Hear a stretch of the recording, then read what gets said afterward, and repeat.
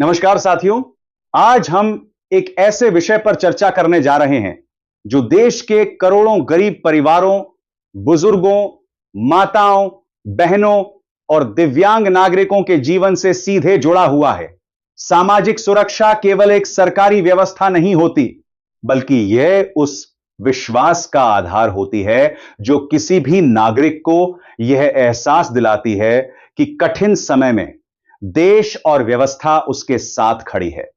जब कोई बुजुर्ग अपने जीवन के अंतिम पड़ाव में पहुंचता है, जब कोई महिला विपरीत परिस्थितियों में परिवार की जिम्मेदारी संभालती है, या जब कोई दिव्यांग नागरिक चुनौतियों के बावजूद अपने सपनों को पूरा करने का प्रयास करता है, तब सामाजिक सुरक्षा योजनाओं का महत्व और भी अधिक बढ़ जाता है। भारत जैसे विशाल देश में करोड़ों लोग ऐसे हैं जिन्होंने अपना पूरा जीवन मेहनत और संघर्ष में बिताया है। किसी ने खेतों में काम किया, किसी ने मजदूरी की, किसी ने छोटे व्यवसाय के माध्यम से परिवार का पालन पोषण किया, तो किसी ने अपने बच्चों को बेहतर भविष्य देने के लिए अपने सपनों का त्याग कर दिया। लेकिन जीवन के एक ऐसे पड़ाव पर जब आय के साधन सीमित हो जाते हैं, तब आर्थिक सुरक्षा की आवश्यकता सबसे अधिक महसूस होती है। यही कारण है कि सामाजिक सुरक्षा और कल्याणकारी योजनाओं को देश के विकास के महत्वपूर्ण स्तंभों में से एक माना जाता है। पिछले वर्षों में देश में सरकारी योजनाओं की पहुंच को अधिक प्रभावी और पारदर्शी बनाने पर विशेष ध्यान दिया गया है। लंबे समय तक यह शिकायत सुनने को मिलती रही कि पात्र लोगों तक योजनाओं का लाभ समय पर नहीं पहुंच पाता था। कई बार जानकारी के अभाव, दस्तावेजी प्रक्रियाओं की जटिलता या स्थानीय स्तर की समस्याओं के कारण वास्तविक लाभार्थी वंचित रह जाते थे। लेकिन डिजिटल तकनीक और प्रत्यक्ष लाभ अंतरण जैसी व्यवस्थाओं ने इस दिशा में महत्वपूर्ण बदलाव लाने का प्रयास किया है। बैंकिंग सेवाओं का विस्तार, जन धन खातों की उपलब्धता, आधार आधारित पहचान प्रणाली और मोबाइल तकनीक के उपयोग ने सरकारी योजनाओं को लोगों तक पहुंचाने की प्रक्रिया को पहले की तुलना में अधिक सरल और पारदर्शी बनाया है। विशेष रूप से बुजुर्ग नागरिकों के लिए सामाजिक सुरक्षा का महत्व अत्यंत बड़ा है। एक ऐसा व्यक्ति जिसने दशकों तक मेहनत करके समाज और परिवार के निर्माण में योगदान दिया हो, उसके लिए सम्मानजनक जीवन सुनिश्चित करना किसी भी संवेदनशील समाज की जिम्मेदारी होती है। वृद्धावस्था में स्वास्थ्य संबंधी जरूरतें बढ़ जाती हैं, नियमित आय के साधन कम हो जाते हैं और कई बार परिवार की परिस्थितियां भी सहयोग नहीं कर पाती। ऐसे समय में पेंशन जैसी सहायता केवल आर्थिक मदद नहीं होती, बल्कि यह आत्मसम्मान और आत्मविश्वास का आधार बनती है।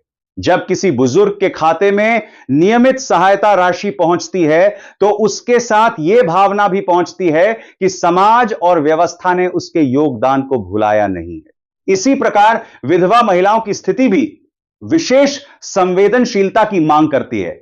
जीवन साथी को खोने के बाद कई महिलाओं को परिवार की संपूर्ण जिम्मेदारी अकेले उठानी पड़ती है।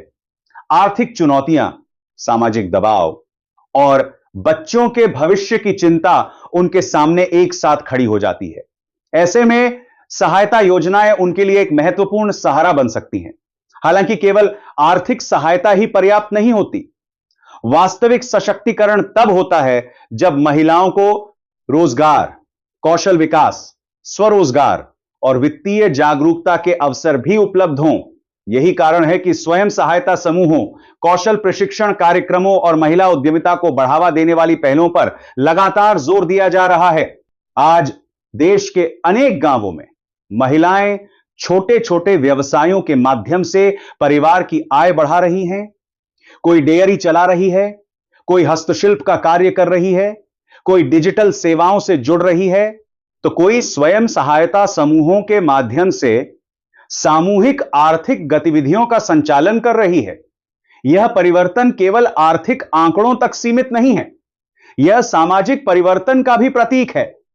जहां महिलाएं निर्णय प्रक्रिया में अधिक सक्रिय भूमिका निभा रही हैं और आत्मनिर्भरता की दिशा में आगे बढ़ रही हैं।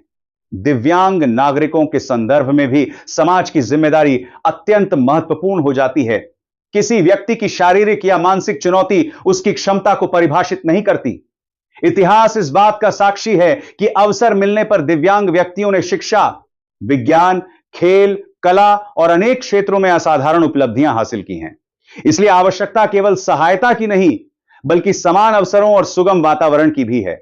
शिक्षा, स्वास्थ्य, रोजगार, तकनीकी सहायता और सार्वजनिक सुविधाओं तक आसान पहुंच सुनिश्चित करना एक समावेशी समाज की पहचान है। डिजिटल युग में तकनीक ने सामाजिक सुरक्षा को नई दिशा दी है। अब जानकारी प्राप्त करना, आवेदन करना, दस्तावेज जमा करना और लाभ की स्थिति जानना पहले की तुलना में अधिक आसान होता जा रहा है।